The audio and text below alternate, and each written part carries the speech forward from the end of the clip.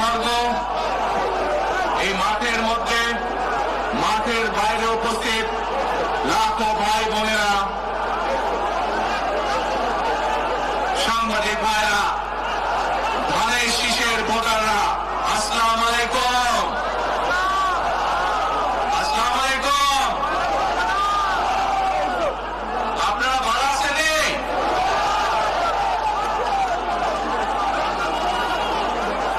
আলহামদুলিল্লাহ। প্রিয় ভাই বোনেরা, এই যে আপনারা এখানে আজকে লক্ষ লক্ষ মানুষ আজ এখানে সমবেত হয়েছেন, এই লক্ষ লক্ষ মানুষ সমবেত হওয়ার এই পরিস্থিতি তৈরি করার জন্য হাজারো মানুষ প্রাণ বিসর্জন দিয়েছে গত 15 বছর। আপনারা আজকে এই যে লক্ষ মানুষ এখানে উপস্থিত হয়েছেন, আপনাদের যে রাজনৈতিক অধিকার প্রতিষ্ঠা করার জন্য, আপনাদের কথা বলার বাক স্বাধীনতার অধিকার, আপনাদের নিরাপত্তা পাওয়ার অধিকার প্রতিষ্ঠিত করার জন্য আজ যে আপনারা এখানে একত্রিত হয়েছেন, এই অধিকার প্রতিষ্ঠিত করতে গিয়ে আমরা আমাদের মাঝে থেকে ইলিয়াস আলীকে হারিয়েছি, আমরা আমাদের মাঝে থেকে জুনায়েদকে হারিয়েছি, আমরা আমাদের মাঝে থেকে দিনারকে হারিয়েছি। সারা বাংলাদেশে গত 15 বছর 16 বছরে যারা এই দেশ থেকে পালিয়ে গিয়েছে 1 বছর আগে, তারা যখন এই দেশের মানুষের টুটি চেপে ধরেছিল, তারা এই দেশের মানুষের বাক স্বাধীনতা কেড়ে নিয়েছিল, তারা এই দেশের মানুষের ভোটের অধিকার কেড়ে নিয়েছিল, তারা শুধু ভোটের অধিকার কেড়ে নিয়েই সন্তুষ্ট থাকেনি, তারা শুধু সাধারণ মানুষের কথা বলার অধিকার কেড়ে নিয়েই সন্তুষ্ট থাকে নাই, তারা ইলিয়াস আলী, জুনায়েদ, দিদারের মতন শত হাজারো মানুষকে তারা হত্যা করেছিল সেদিন। তারা বাংলাদেশের লক্ষ লক্ষ বিএনপি সহ লক্ষ লক্ষ সাধারণ মানুষকে গুম খুনের মামলা দিয়ে জর্জরিত করেছিল। প্রিয় ভাই বোনেরা, আমরা দেখেছি বিগত 15-16 বছরে উন্নয়নের নাম করে কিভাবে দেশের মানুষের সম্পদ লুটপাট করে বিদেশে পাচার করে দেওয়া হয়েছে। আজকে এই যে ঢাকা থেকে সিলেট বা সিলেট থেকে ঢাকার যে মহাসড়ক, 2005 সালে আমি এসেছিলাম, সুনামগঞ্জে বন্যা হয়েছিল, আমার আসতে লেগেছিল 4.5 ঘন্টার মতো, কিন্তু আজ আমরা দেখি 10 ঘন্টার মতন সময় লাগে। সিলেটের এই পুণ্যভূমির মানুষ, বহু মানুষ আছেন যারা লন্ডনে যাতায়াত করেন, লন্ডন যেতেও এত সময় লাগে না প্লেনে করে যেতেও। এই হচ্ছে আজকে উন্নয়নের ফিরিস্তি। প্রিয় ভাই বোনেরা, গত 15-16 বছরে আমরা দেখেছি কিভাবে একের পর এক নির্বাচনে ব্যালট বাক্স ছিনতাই হয়েছে, কিভাবে অনিদানি নির্বাচন হয়েছে, কিভাবে নিশিরাতে নির্বাচন হয়েছে, এবং এই নির্বাচনগুলোর মাধ্যমে, তথাকথিত নির্বাচনের মাধ্যমে বাংলাদেশের মানুষের ভোটের অধিকার তথা রাজনৈতিক অধিকারকে কেড়ে নেওয়া হয়েছিল। আজ আমরা এখানে একত্রিত হয়েছি, সেই মানুষগুলো জীবনের বিনিময় যারা আমাদের সকলের জন্য রাজপথে নেমে এসেছিল। আমরা আজ এখানে একত্রিত হতে পেরেছি সেই মানুষগুলোর ত্যাগের বিনিময়ে যারা বিভিন্নভাবে নির্যাতিত হয়েছে, অত্যাচারিত হয়েছে, পঙ্গুত্ব বরণ করেছে।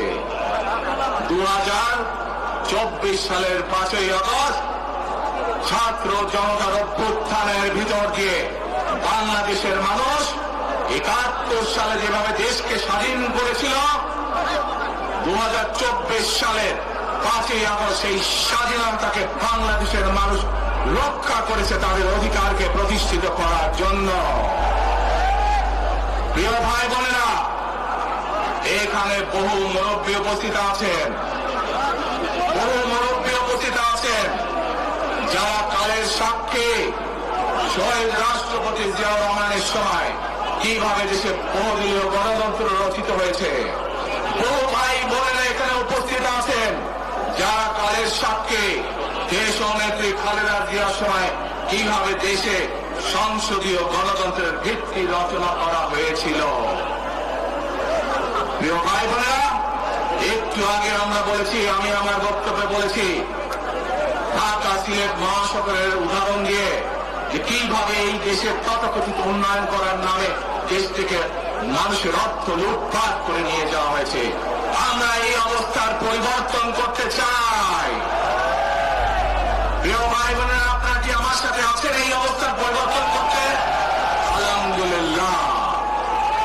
প্রিয় ভাই বোনেরা, আমরা সারা বাংলাদেশের কৃষক ভাইদের পাশে দাঁড়াতে চাই। ইনশাল্লাহ আপনারা আগামী 12 তারিখে ধানের শীষকে জয়যুক্ত করতে পারেন, আমরা ইনশাল্লাহ সারা বাংলাদেশের কৃষকদের পাশে তাহলে দাঁড়াতে পারবো। আমাদের চান কৃষক ভাইদের পাশে? আলহামদুলিল্লাহ।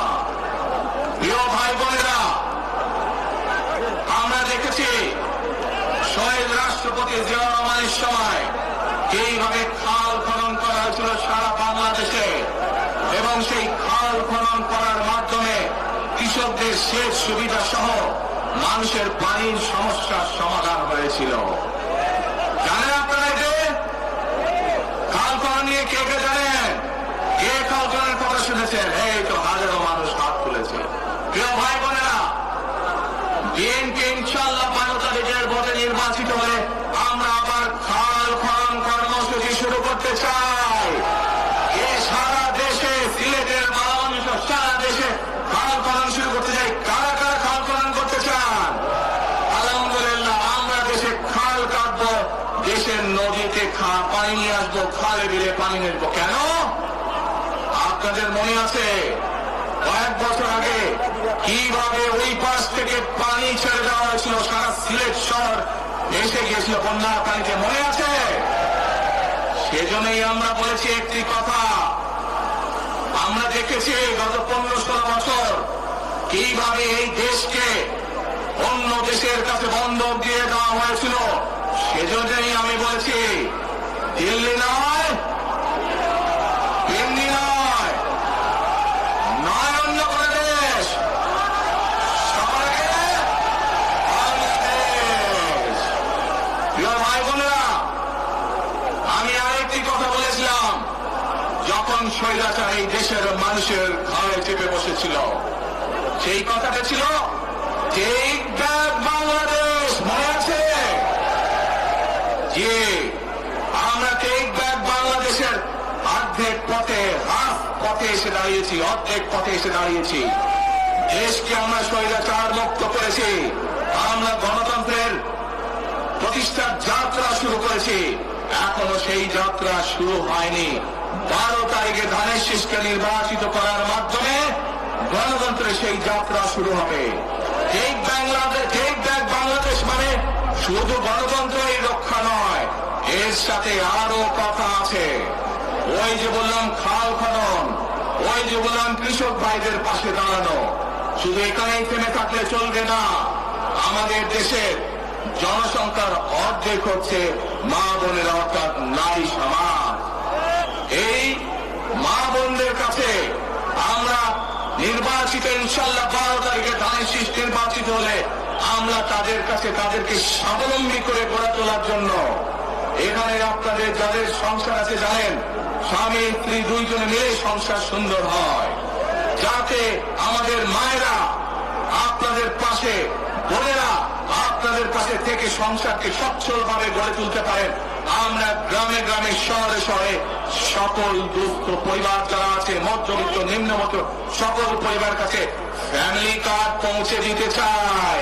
এই ফ্যামিলি কার্ডের মাধ্যমে আপনার পরিবার, আপনার মা বা আপনার স্ত্রী, আপনার বোনের মাধ্যমে আপনার পরিবার সহযোগিতা পাবে। কিন্তু এই ফ্যামিলি কার্ডকে যদি বাস্তবায়ন করতে হয় তাহলে কি করতে হবে? ধানের শীষকে জয়যুক্ত করতে হবে। পারবেন ইনশাল্লাহ। প্রিয় ভাই বোনেরা, কৃষক ভাইদেরকে যেমন কৃষি কার্ড দিতে চাই আমরা সহযোগিতা করার জন্য, মা বোনদেরকে দেশনেত্রী খালেদা জিয়া যখন দেশ পরিচালনার দায়িত্বে ছিলেন মা বোনদেরকে বিনামূল্যে শিক্ষার ব্যবস্থা করে দিয়েছিলেন, মনে আছে? এখানে বহু মা বোন আছে সেই সময় তারা এই সুবিধা পেয়েছিলেন। আপনাদের ঘরে বহু মা বোন আছে যারা সেই সুবিধা পেয়েছিলেন। আজ সেই মা বোনদেরকে আমরা ফ্যামিলি কার্ডের মাধ্যমে খালেদা জিয়ার সরকার শিক্ষার সুযোগ করে দিয়েছিলেন। আপনাদের আগামী দিনের ধানের শীষের সরকার, বিএনপি সরকার সেই শিক্ষিত মা বোনদেরকে, সেই মা বোনদেরকে, সকল মা বোনদেরকে অর্থনৈতিকভাবে আমরা স্বাবলম্বী করে গড়ে তুলতে চাই। প্রিয় ভাই বোনেরা, আসেন এবার টেক ব্যাক বাংলাদেশের আরেকটি কাজ বাকি আছে। সেই কাজ হচ্ছে আমাদের দেশের লক্ষ লক্ষ যুবক যুবতী অর্থাৎ তরুণ সমাজের সদস্যরা, যুব সমাজের সদস্যরা, লক্ষ লক্ষ সদস্যরা বেকার হয়ে বসে আছেন, আছে না? এই বেকারদের জন্য আমরা কর্মসংস্থান তৈরি করতে চাই। সিলেটের মানুষ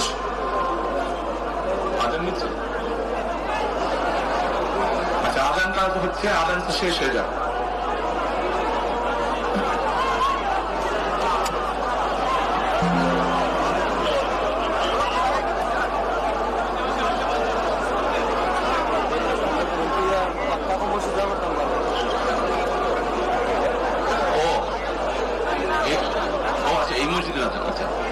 প্রিয় ভাই বোনেরা, এই দরগার মসজিদের আজান শুরু হলে আমরা কিছুক্ষণ বিরতি দিব আজানকে শেষ না পর্যন্ত, তাহলে তার আগে বক্তব্য রাখি নাকি?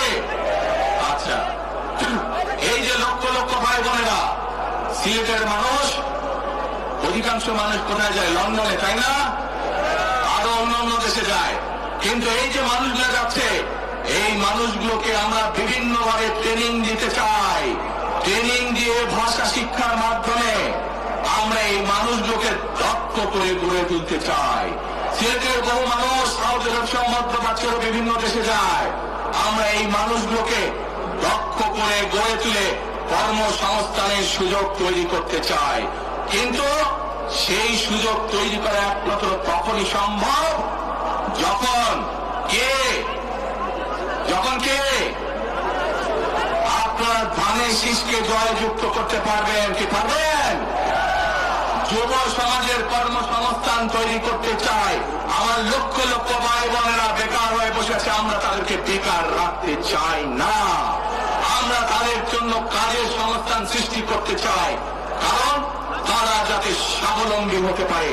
তাদেরকে বিভিন্ন বিষয়ে ট্রেনিং দিয়ে আমরা দক্ষ শ্রমিক হিসাবে গড়ে তুলতে চাই, সেটি দেশের ভেতরে, দেশের বাইরে যাতে করে তারা কর্মসংস্থানের ব্যবস্থা করতে পারে। সরকার থেকে আমরা ইনশাআল্লাহ সেই ব্যবস্থা গ্রহণ করব, যাতে সেই দক্ষ মানুষটিকে সারা পৃথিবীতে আমরা ছড়িয়ে ছিটিয়ে দিতে পারি, যাতে করে তারা স্বাবলম্বী হয়ে নিজের পায়ে দাঁড়াতে পারে। প্রিয় ভাই বোনেরা, আমরা বহু মানুষের জীবনের ত্যাগের বিনিময়ে আজকে এই গণতন্ত্রকে আমরা প্রতিষ্ঠিত করার পথে এগিয়ে যাচ্ছি। কিন্তু আমরা বিগত কিছুদিন ধরে খেয়াল করে দেখছি, বাংলাদেশের কোন মহল, এই দেশের ভেতরে কোন মহল ষড়যন্ত্রের চেষ্টা করছে। গত কয়েকদিন ধরে আপনারা দেখেছেন, পত্র পত্রিকায় এসেছে, বিভিন্ন সোশ্যাল মিডিয়াতে এসেছে, মধ্যপ্রাচ্য সহ বিভিন্ন দেশে পোস্টাল ব্যালট যেগুলো পাঠানো হয়েছে সেগুলোকে কিভাবে ডাকাতি করা হয়েছে। ঠিক যারা এই দেশ থেকে পালিয়ে গেছে তারা যেভাবে আপনাদের ভোট ডাকাতি করেছিল, ঠিক একইভাবে আবার সেই ষড়যন্ত্র শুরু হয়েছে। দেখেছেন আপনারা? দেখেছেন? প্রিয় ভাই বোনরা, সেই ষড়যন্ত্রের বিরুদ্ধে সজাগ থাকতে হবে।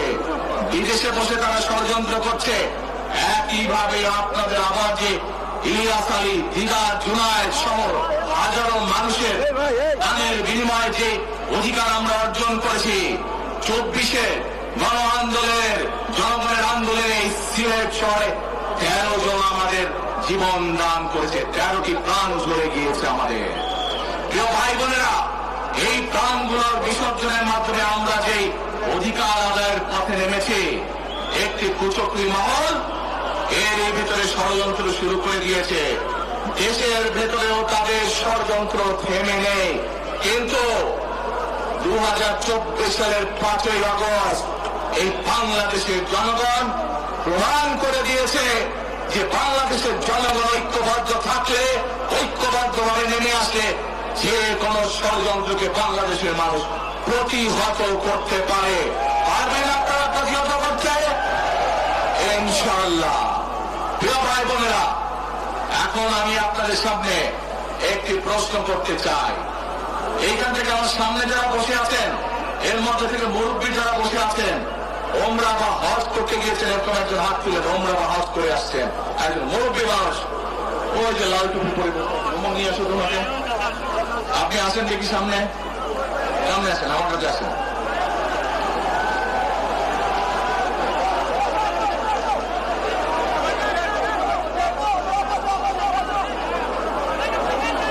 চশমা ঝুলছে, চশমা ঝুলছে।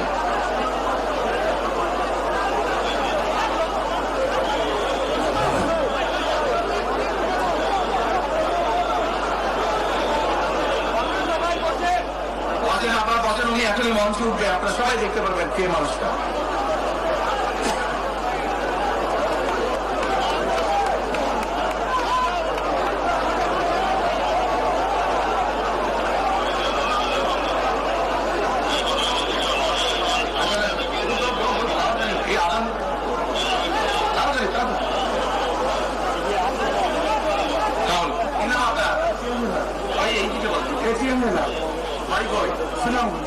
সুনামগঞ্জ কোথায়? এই সুনামগঞ্জের মানুষ আছে এখানে? এই লোক আপনাদের মানুষ? আচ্ছা, এখন বলেন কবে গেছিলেন আপনি? হজ না উমরায় গেছিলেন? এখন আমাকে বলেন, আপনি তো উমরা হজ করে আসছেন, আপনি কাবা শরীফে গেছেন? কাবা শরীফের মালিককে জোরে বলেন। আল্লাহ। কাবা শরীফের মালিককে? আল্লাহ। আল্লাহ। আমরা মুসলমান সবাই এই দিন দুনিয়ার, আমরা যে পৃথিবী দেখি, পৃথিবীর মালিককে? আল্লাহ।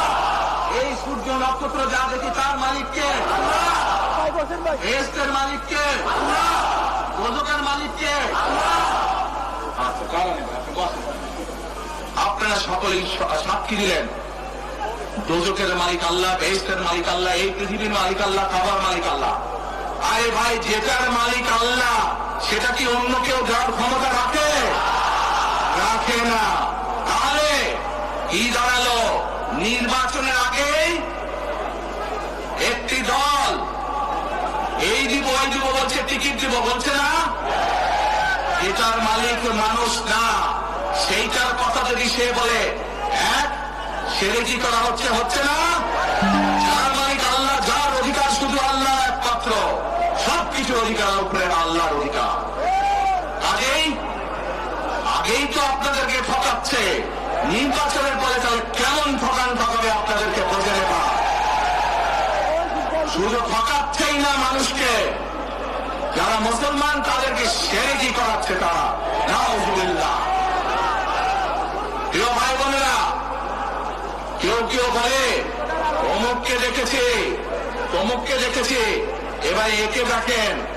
প্রিয় ভাই বোনেরা, 1971 সালের যুদ্ধ, যে যুদ্ধে লক্ষ মানুষের প্রাণের বিনিময়ে দেশ স্বাধীন হয়েছে, আমাদের এই প্রিয় মাতৃভূমি, সেই মাতৃভূমিকে স্বাধীন করার সময় অনেকের ভূমিকা আমরা দেখেছি, যাদের ভূমিকার কারণে এই দেশের লক্ষ লক্ষ ভাইয়েরা শহীদ হয়েছে, এই দেশের লক্ষ লক্ষ মা বোনেরা তাদের সম্মানহানি হয়েছে। কাজে তাদেরকে তো বাংলাদেশের মানুষের মধ্যে দেখেই নিয়েছে।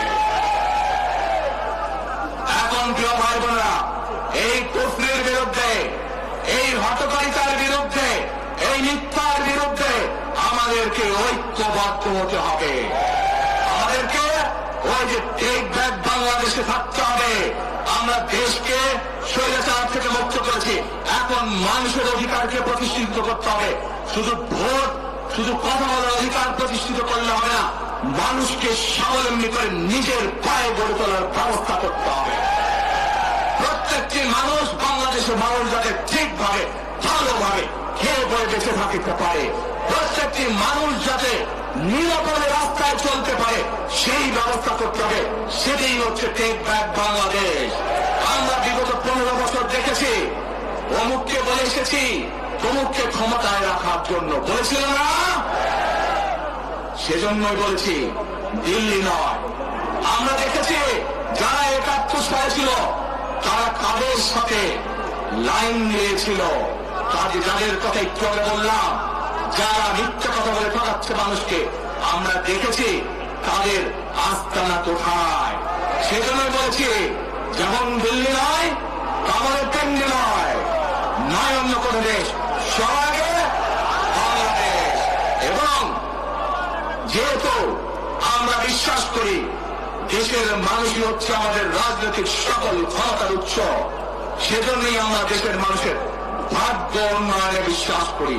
এবং সংক্ষেপে আপনাদের সাথে যে কথা বললাম, শুধু ভোট এবং কথা বলার অধিকার না, বিএনপি চায় আপনাদের দেশের মানুষকে অর্থনৈতিকভাবে স্বাবলম্বী করে তুলতে, দেশের নারী সমাজকে, মা বোনদেরকে, দেশের যুব সমাজকে, দেশের প্রত্যেকটি কৃষক সহ প্রত্যেকটি শ্রেণী পেশার মানুষকে বাংলা বিএনপি চায় আগামী দিনে ইনশাআল্লাহ সরকার গঠন করে প্রত্যেকটি মানুষকে স্বাবলম্বী করে গড়ে তুলতে। প্রিয় ভাই বোনেরা, সেজন্যই আমরা আরেকটি কথা বলি, আমরা দেখেছি কিভাবে শহীদ জিয়ার সময়, দেশে খালেদা জিয়ার সময় দেশকে আমরা এগিয়ে নিয়ে গেছিলাম। দেশে কলকারখানা তৈরি হয়েছিল, মানুষের কর্মসংস্থান হয়েছিল, দেশের মানুষ বিদেশে গিয়েছিল। সেজন্যই আমরা বলতে চাই, করব কাজ, করব দেশ, সবার আগে বাংলাদেশ। করব কাজ, করব দেশ, সবার আগে বাংলাদেশ। শেষে আবারও আপনাদের কাছ থেকে আগামী 12 তারিখে ধানের শীষের পক্ষে ভোট চেয়ে একটি কথা বলতে চাই, ইনশাআল্লাহ আগামী দিনে বিএনপি সরকার গঠিত হলে আমরা নবী করিম সাল্লাল্লাহু আলাইহি ওয়াসাল্লামের ন্যায় পরায়ণতার ভিত্তিতে ইনশাআল্লাহ দেশকে পরিচালনা করব। আল্লাহ